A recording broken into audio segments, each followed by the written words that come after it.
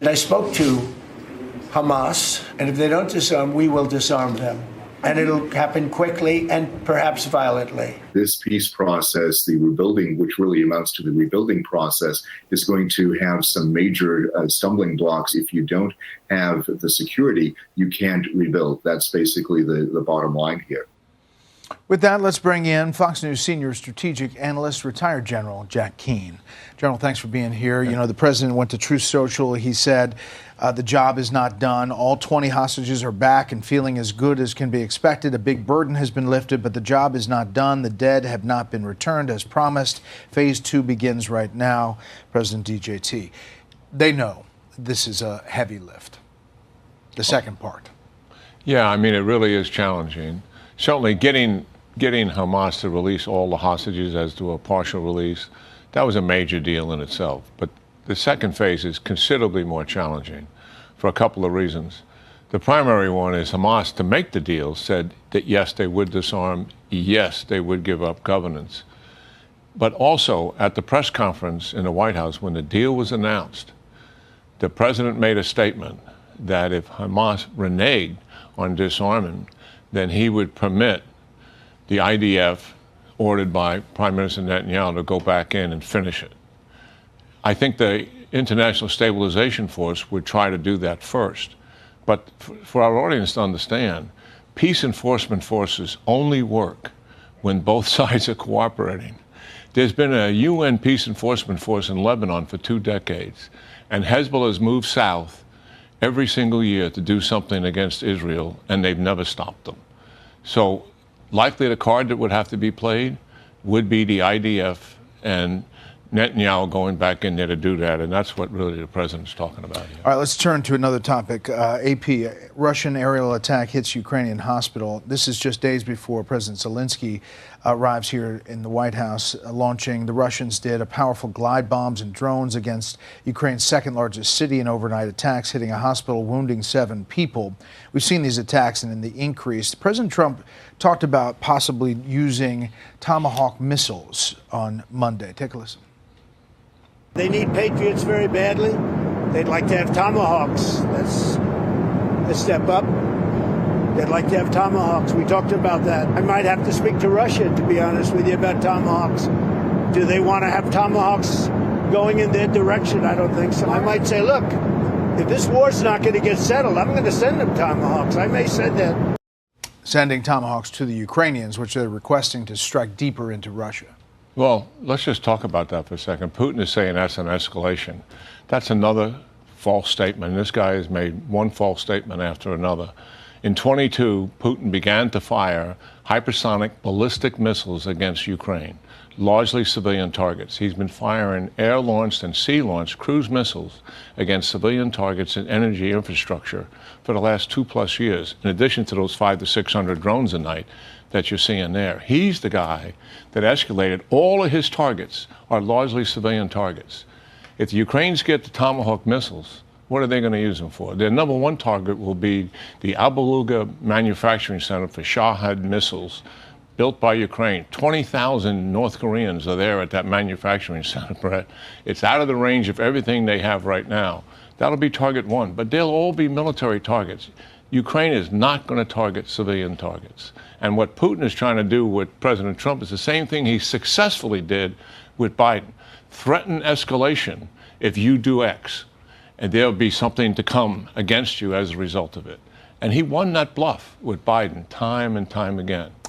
I don't think he'll win it with President Trump. You know, Zelensky expressed hope in the wake of what he saw in Gaza that this could lead to something else. Geopolitically, with a win like we saw in the Middle East for President Trump, does that affect Russia? Does that affect China and how they look at things? Oh, absolutely. Just as weakness affects them. The fact that they become so aggressive during the previous administration is because they believe the American leadership was weak and they could take advantage of it. And the facts spoke to that as well. The attack that President Trump ordered on the nuclear sites, the decisive blow, got their attention. And in Iran.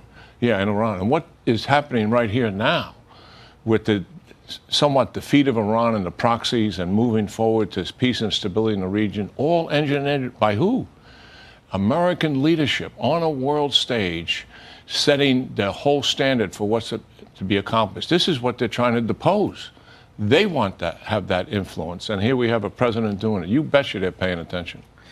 I want to talk about the Pentagon and covering the Pentagon. There are these new stipulations, new rules that have been put out, and we in the media, along with all the networks and also newspapers, had a media statement to respond. It was due today, and here it is. Today we join virtually every other news organization in declining to agree to the Pentagon's new requirements, which would restrict journalists' abilities to keep the nation and the world informed of important national security issues.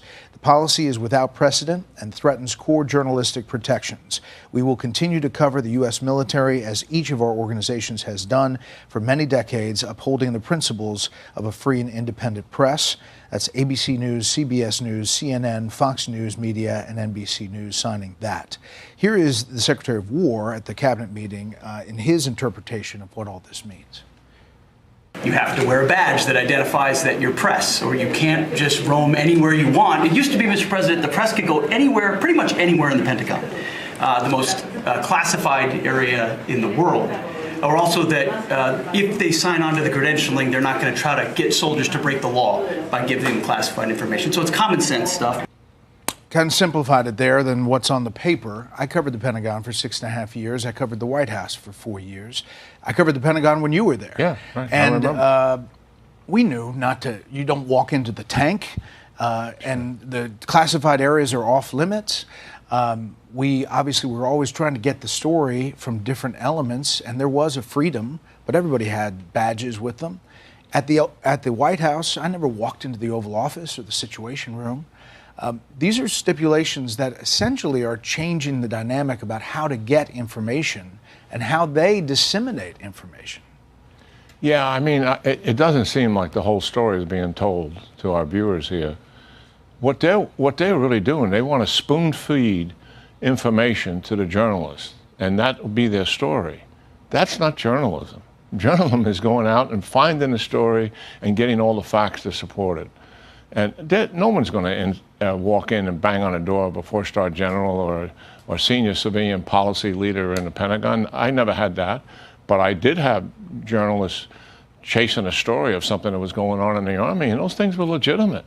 And if anything, what would frustrate us in times is we didn't beat you to it. And something bad is happening, and we're getting our act together to do it. And sometimes, you know, well, let's wait a couple of days before we talk about that, and you guys are on it.